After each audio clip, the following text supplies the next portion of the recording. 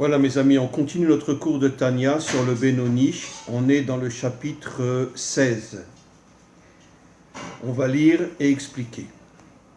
Veze klal gadol ba'avodat Hashem. Il y a un principe fondamental dans le service divin, la Benoniim, pour ceux qu'on appelle les Benoni, comme on a déjà expliqué dans de nombreux cours. Aïkar ulimshol velishlot ala teva shebechalal asmali. Tout le travail du Benoni n'est pas, encore une fois, comme on l'a expliqué, d'empêcher de mauvaises pensées, mais de ne pas tomber dans la faute. Même si des mauvaises pensées rentrent en lui, le principal, c'est de ne pas tomber dans la faute. Et donc, il doit arriver à surmonter toutes les tentations et toutes les séductions qu'il y a dans le monde de la matière. Et comme on le sait, le monde de la matière se trouve dans la partie gauche du cœur. C'est-à-dire que le cœur est composé de deux parties. La partie droite fait allusion à l'âme divine et la partie gauche fait allusion à la matière qui essaye de le faire tomber. Comment le Benoni peut arriver à surmonter toutes les difficultés qu'il y a dans ce monde qui essaye de le faire tomber? Al-Yedé Or Hashem, grâce à la lumière de Dieu qui rentre dans le côté droit du cœur, Amaor le Nefesh Elokit, cette lumière qui illumine l'âme divine, Shebemocho Lishlot Alalev, et l'âme divine se trouve à la fois dans le cerveau et dans le cœur. Et lorsque la lumière divine rentre dans l'âme divine, à ce moment-là, l'âme divine a la force de surmonter toutes les tentations et toutes les séductions et toute la corruption qu'il y a dans le monde de la matière. Mais comment il arrive à faire rentrer cette lumière en lui? Alors c'est un passage un peu compliqué. L'homme, grâce à l'étude de la Torah et grâce aussi à certaines méditations, certaines pensées qu'il a en lui, il arrive à comprendre que Dieu est infini, Dieu est illimité. Dieu n'est pas seulement, on pourrait dire, celui qui se dévoilera dans ce monde au moment de la délivrance finale, mais Dieu est complètement au-dessus de notre compréhension. Dieu est complètement au-dessus de notre intelligence. Il est infini dans le sens qu'il n'a aucune limite. Et quand un homme étudie la Torah d'une manière sincère, d'une manière profonde, il se connecte à l'infini de Dieu. De la même manière, lorsque des fois il s'assoit et il réfléchit sur la grandeur de Dieu, il comprend que Dieu est infini. Et lorsque l'homme se connecte à l'infini de Dieu, il fait rentrer cette lumière en lui qui éclaire son âme divine. Et quand cette lumière rentre dans l'âme divine, à ce moment-là, l'âme divine peut surmonter toutes les difficultés, toutes les tentations, toute la corruption qu'il y a dans ce monde. Léolid mais binato. Et d'où vient cette lumière? Elle vient de la bina. Comme on le sait, la bina est un attribut divin qui est complètement au-dessus de ce monde. Et cette lumière descend dans l'âme, mais elle vient de la bina. Veyirat Hashem. Et elle donne pas seulement des forces à l'âme divine de surmonter toutes les tentations et toute la corruption qu'il y a dans ce monde, mais elle lui donne aussi Yirat Hashem, c'est-à-dire la crainte de Dieu. Quand on dit la crainte de Dieu, c'est une traduction en française qui n'est pas bonne. Yirat Hashem signifie que l'homme est complètement connecté à Dieu et il a, d'une certaine manière, tellement peur de fauter parce qu'il craint Dieu que finalement il ne faute pas. Liot surmira. Grâce à cette crainte de Dieu, l'homme s'écarte du mal. Il s'écarte du mal dans le sens des fautes qui sont écrites dans la Torah, mais aussi les fautes qui sont écrites, qui ont été rajoutées par nos maîtres. Ve'afilu isur kal shel divrehem chas v'shalom. Et l'homme évite de tomber même dans des fautes légères. Je ne parle pas de la corruption dans l'argent, je ne parle pas de la débauche, de l'idolâtrie, même une faute légère. Quand un homme arrive à se connecter à l'infini de Dieu, à ce moment-là, il fait rentrer en lui une lumière qui l'évite, qui l'empêche de tomber même dans des fautes légères. Ve'avat Hashem belibo, et il fait naître l'amour de Dieu dans son cœur, dans le cœur du côté droit. Ve'chafitza ledav kabo, et à ce moment-là, il se colle à cet amour de Dieu et il accomplit les commandements de la Torah ainsi que les commandements de la Torah, et surtout, il se connecte à l'étude de la Torah chez Keneged Kulam, qui est au-dessus de tout. C'est-à-dire qu'un homme doit étudier la Torah tous les jours. Et quand un homme étudie la Torah d'une manière authentique, à ce moment-là, il se connecte à l'infini de Dieu, il se connecte à la crainte de Dieu, et surtout, il fait naître en lui l'amour de Dieu, qui lui permet une connexion inimaginable avec Dieu, et dans l'action, il ne tombe plus. Veyeter alken, mais plus encore, Tsarir lida klal gadol, ba'avoda le benonim. Il y a un principe fondamental que le Benoni doit connaître. Shegam im en yad sichlo vewar binato maseget leolid avat Hashem beitgalut libo. Parfois, le Benoni n'arrive pas à faire naître le véritable amour de Dieu dans son cœur. On peut comprendre aussi pourquoi. Donnons un exemple. Tous ceux qui ont traversé la Shoah, c'est absolument évident que pendant des années, ils ne pouvaient pas réveiller l'amour de Dieu dans leur cœur. Et tout ce que nous avons traversé dans notre histoire, les pogroms, l'Inquisition, etc., comment voulez-vous qu'un homme qui a souffert, qui a vu toute sa famille disparaître, comment voulez-vous qu'il ait l'amour de Dieu dans son cœur? Et donc, c'est ce que dit le texte, il n'arrive pas à dévoiler l'amour de Dieu dans son cœur lorsqu'il a eu de grandes épreuves, lorsqu'il a traversé des moments très difficiles.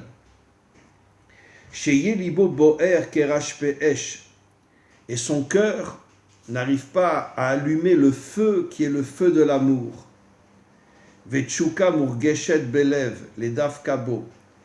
Et donc, son cœur, si j'ose dire, reste vivre.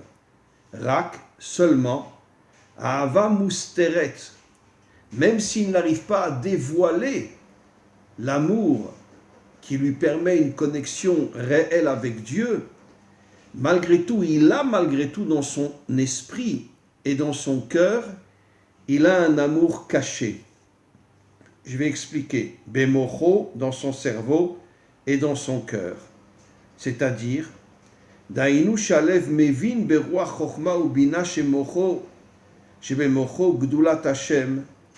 Ça veut dire que cet amour caché lui permet de comprendre malgré tout la grandeur de Dieu, la grandeur infinie de Dieu, des kula kamek elochashiv, et toute la création par rapport à l'infini de Dieu, c'est comme si elle n'existait pas. Asher alken ya'atelo yitbarach etichle elav nefesh kol chai ledavka ulachlal beoro. Et finalement, avec le temps, il finit par dévoiler l'amour qui est dans son cœur. Ce n'est plus du tout l'amour caché. Et il continue à se connecter d'une manière très forte à Dieu. Donnons cet exemple que j'ai déjà rapporté des dizaines de fois. Elie Wiesel était un homme, un jeune homme. Il avait 11 ou 12 ans lorsqu'il est rentré à Auschwitz. Il était très très très religieux. Bien sûr, on lui a coupé ses péotes, on l'a rasé entièrement. Et tous les jours, les nazis rentraient dans le camp des enfants, prenaient au hasard 4-5 enfants et ils les pendaient devant tout le monde, sans compter toutes les autres horreurs qu'il a vécues à Auschwitz. Quand il est sorti, il ne pouvait plus croire en Dieu. Et donc, il est devenu d'une certaine manière laïque.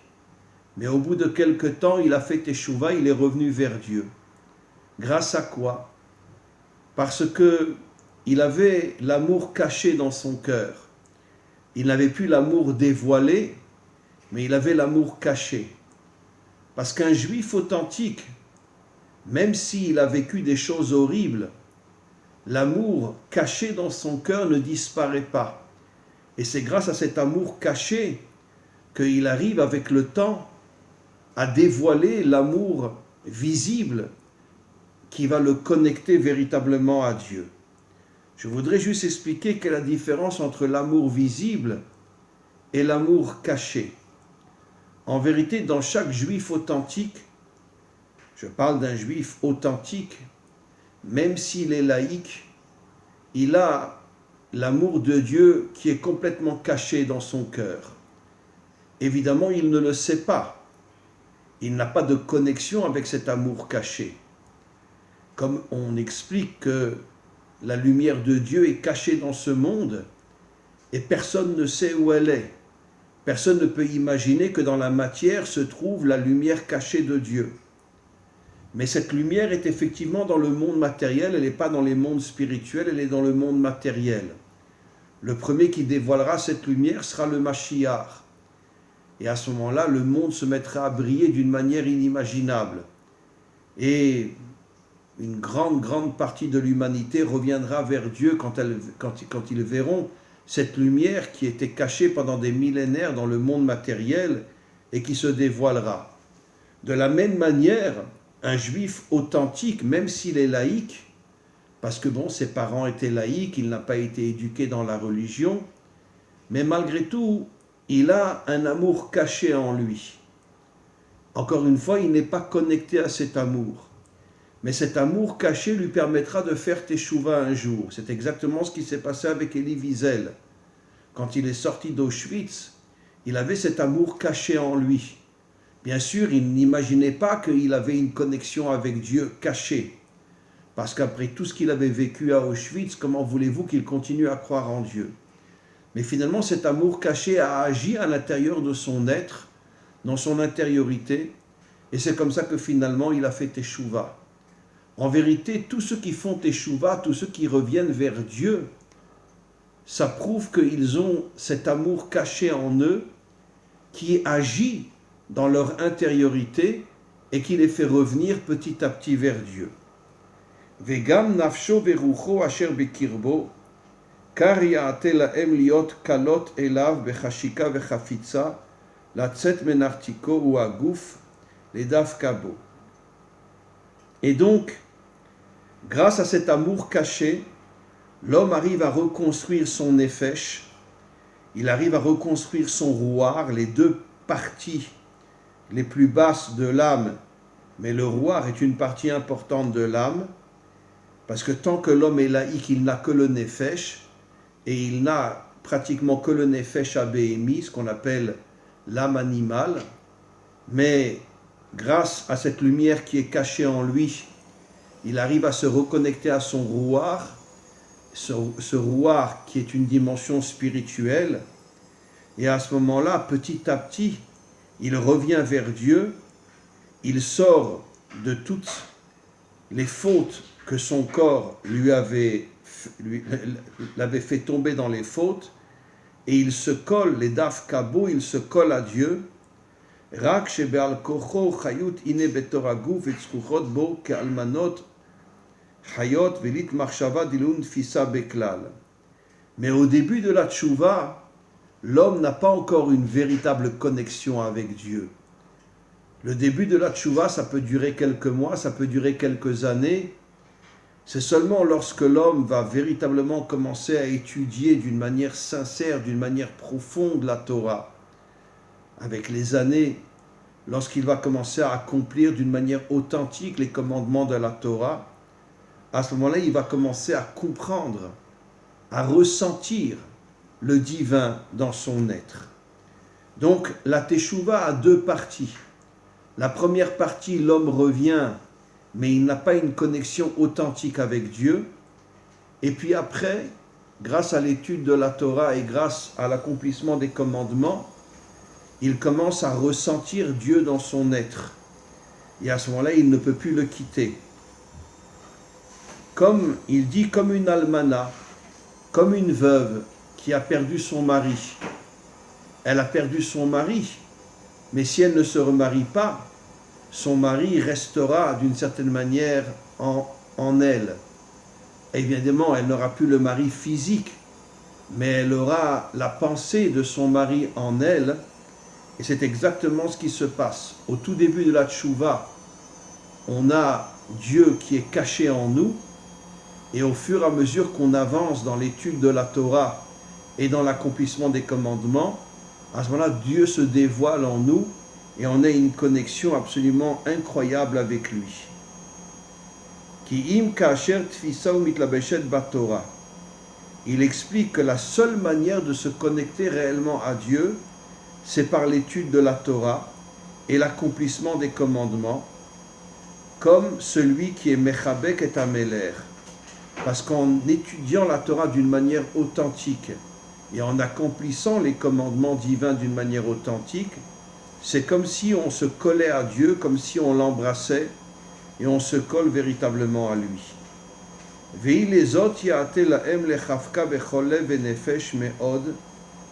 Et donc l'homme, au fur et à mesure qu'il étudie la Torah et qu'il accomplit les commencements et les commandements, il se colle de plus en plus à Dieu. Dainu kiyu materiag mitzvot, quand il accomplit les 613 mitzvot, dans l'action, dans la parole, dans la pensée, et surtout lorsqu'il commence à avoir une connaissance authentique de la Torah. Au début, quand un homme commence à étudier la Torah, c'est plutôt avec sa bouche, avec ses lèvres qu'il étudie. Mais au fur et à mesure, avec les années qui passent, l'homme rentre dans l'intériorité de la Torah. Cette intériorité rentre en lui, et cette intériorité, c'est Dieu lui-même qui rentre dans le corps et dans l'âme de la personne. Ine kshema'amik be'inyan ze ta'alumot tvunot libo, lorsqu'un homme, avec les années, arrive à se connecter à la Bina, comme on le sait, le Zohar dit que la Torah vient de la Bina, elle est complètement au-dessus de ce monde, et avec les années, l'homme arrive à se connecter à la Bina. À ce moment-là, il comprend l'intériorité de la Torah, il étudie les secrets de la Torah, le Zohar, le Ari HaKadosh et d'autres personnes, d'autres maîtres qui dévoilent les secrets de la Torah. Dainu liot beTorat Hashem. Et sa Torah devient véritablement la Torah de Dieu. C'est-à-dire qu'il comprend, il ressent dans son être que l'étude de la Torah le connecte à Dieu. Veyege bo yomam velayla, il étudie la Torah le jour, il étudie la Torah la nuit. Vechen ayadaim veshar evarim mekaimim mitzvot, avec son corps, il accomplit les mitzvot, kefi mashenigmar, et il réalise l'accomplissement des 613 mitzvot grâce à sa connexion avec la Bina, et la Bina lui donne la capacité de rentrer dans l'intériorité de la Torah, de rentrer dans l'intériorité des mitzvot, et à ce moment-là, l'homme se connecte à son intériorité, et finalement, son intériorité, c'est Dieu lui-même. Il a un lien profond, une connexion profonde avec Dieu, avec la lumière de Dieu, je préfère dire, qui se trouve dans son corps. Vezu mitlabeshet bemaaseh, et la Torah rentre dans ses actions, dans ses paroles, dans sa pensée. A Torah ou mitzvatea liot lahem bechinat mochin vechayut, et la Torah lui donne la vie. La Torah lui permet d'être un homme authentique. Qu'est-ce que c'est la vie? C'est la connexion entre l'âme et le corps. Comme je l'ai souvent expliqué, la religion, c'est le venin du serpent, parce qu'elle nous déconnecte de l'action. Quand Dieu a créé l'homme, il n'a pas dit « Dieu dit que l'homme soit », mais « Naaseh, faisons l'homme », que l'homme soit un homme d'action, comme David, qui était en même temps un homme d'une spiritualité inaccessible, mais en même temps un homme, un guerrier, un homme de combat qui se battait contre tous les méchants de ce monde. L'homme authentique, c'est exactement ce qu'il nous dit, c'est celui qui arrive justement à connecter l'âme au corps, l'âme, la dimension spirituelle, et le corps, l'action, qui nous permettent de se battre contre les méchants de ce monde, ou au minimum d'être un homme propre dans son travail, d'être un homme propre qui n'est pas idolâtre, qui n'est pas corrompu, qui n'est pas débauché. Même si l'homme ne se bat pas contre les méchants, mais au moins dans son travail et dans sa vie, c'est un homme propre, un homme authentique, c'est déjà quelque chose d'extraordinaire, parce que malheureusement, les hommes authentiques qui travaillent et qui sont propres dans le travail et qui ne tombent pas ni dans la débauche, ni dans l'idolâtrie, ni dans la corruption, on peut les compter sur les 5 doigts de la main. Un peu plus peut-être, mais malheureusement, la grande majorité de l'humanité aujourd'hui est complètement tombée dans la corruption, est complètement tombée dans la débauche, est complètement tombée dans l'idolâtrie. Et donc, Keilu esek baem betrilo rechimo, celui qui travaille avec crainte et avec amour, mamash, véritablement, à ce moment-là, c'est comme si Dieu était avec lui dans son travail. Comme je l'ai souvent expliqué, au moment de la délivrance finale, tous les lieux de culte vont disparaître. Dieu se dévoilera dans le lieu de travail. Dieu, en vérité, aujourd'hui est dans les synagogues, et dans les églises, dans les mosquées, et c'est la chose la plus difficile pour Dieu, parce qu'un homme rentre dans une synagogue et il fait semblant de prier Dieu, mais quand après il va au travail, il se comporte comme tout le monde. Et finalement, Dieu est enfermé dans les synagogues, il est enfermé dans les églises, il est enfermé dans les mosquées, et finalement, ce n'est pas là que Dieu veut être. Dieu veut être avec un homme propre, un homme droit, un homme juste. Et c'est pour ça qu'au moment de la délivrance finale, Dieu se dévoilera dans le bureau d'un homme. Et les prières se feront dans le bureau, elles ne se feront plus dans les synagogues. Pourquoi? Parce qu'encore une fois, la synagogue, c'est la séparation entre l'Église et l'État. La séparation entre la synagogue et l'État.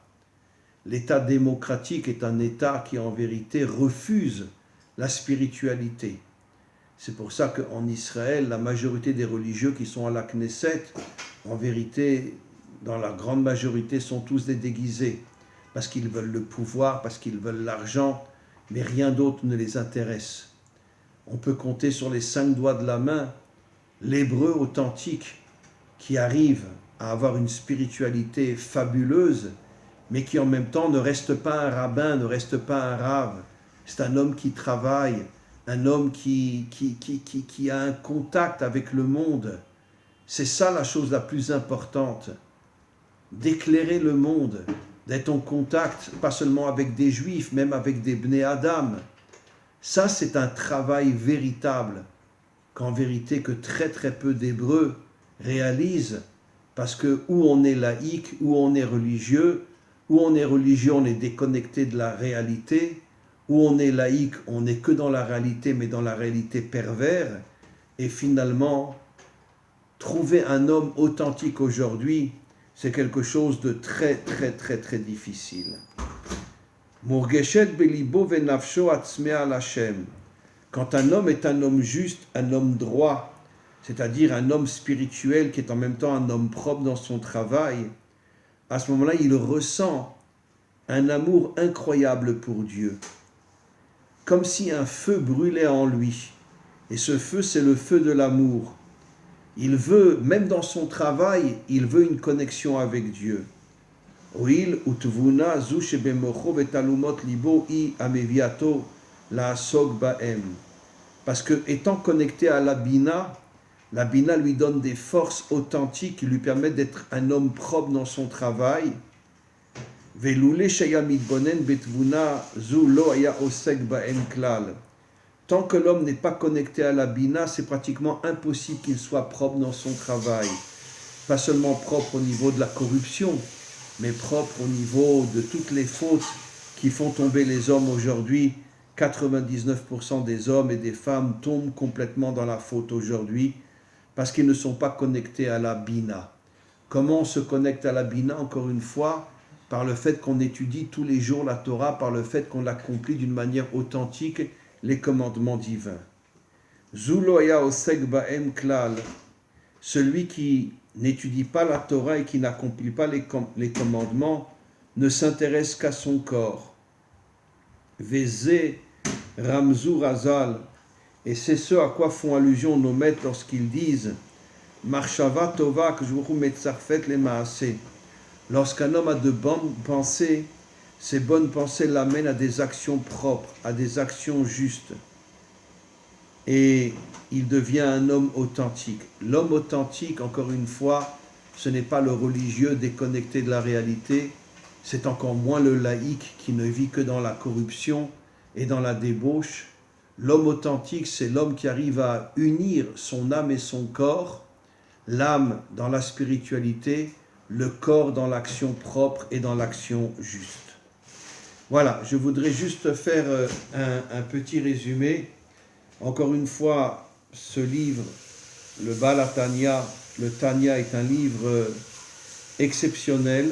Demain, je ferai un cours sur un Mahamar du Rabbi. Je vais continuer le Mahamar que nous avons commencé. Et je dois dire que le Tanya est le livre qui a été écrit par le premier maître de toute la lignée Lubavitch. Et un livre absolument incroyable qui révèle des choses fabuleuses. Pareil, dans le Mahamar du Rabbi de Lubavitch qu'on va faire demain, on découvre aussi des choses absolument incroyables. En tous les cas, mes amis, la conclusion est que nous devons comprendre que nous avons été créés pour unir le corps et l'âme, c'est-à-dire la spiritualité et l'action. Aujourd'hui, dans le monde, la grande majorité des dirigeants religieux font tout pour nous déconnecter de la réalité, de l'action. Les laïcs font tout pour nous faire tomber dans la faute. On vit dans un monde aujourd'hui qui est un monde de mensonge total. C'est pour ça que nos maîtres nous disent que ce monde s'appelle Alma de Shikra, le monde du mensonge. Et le mensonge, il est partout. Il est dans la religion et il est dans la laïcité aussi. Redevenir un homme authentique, mes amis, c'est connecter son âme et son corps. Être un homme propre dans le travail, être un homme droit, un homme juste, et en même temps un homme qui étudie la Torah et qui accomplit les commandements divins. C'est notre véritable travail, c'est notre véritable, on pourrait dire, c'est le tachlit, c'est-à-dire c'est la finalité de nos actions. D'ailleurs, après la délivrance finale, il y aura la résurrection. L'âme reviendra dans le corps. Pourquoi l'âme revient dans le corps? Pourquoi l'âme ne resterait pas là-haut dans le paradis? Parce que Dieu ne veut pas que l'âme soit déconnectée de l'action. Dieu ne veut pas que l'âme soit déconnectée du corps. Et c'est pour ça qu'il y aura la résurrection. Et à ce moment-là, on redeviendra des hommes authentiques. On redeviendra des hommes qui arriveront à consacrer un temps à l'étude de la Torah et un temps à l'action. Be'ezrat Hashem, que l'on puisse commencer à redevenir des hommes authentiques et Be'ezrat Hashem, avec l'aide du Maître du monde, que nous puissions aller sur ce chemin d'être, encore une fois, un homme authentique qui arrive à réunir l'âme et le corps.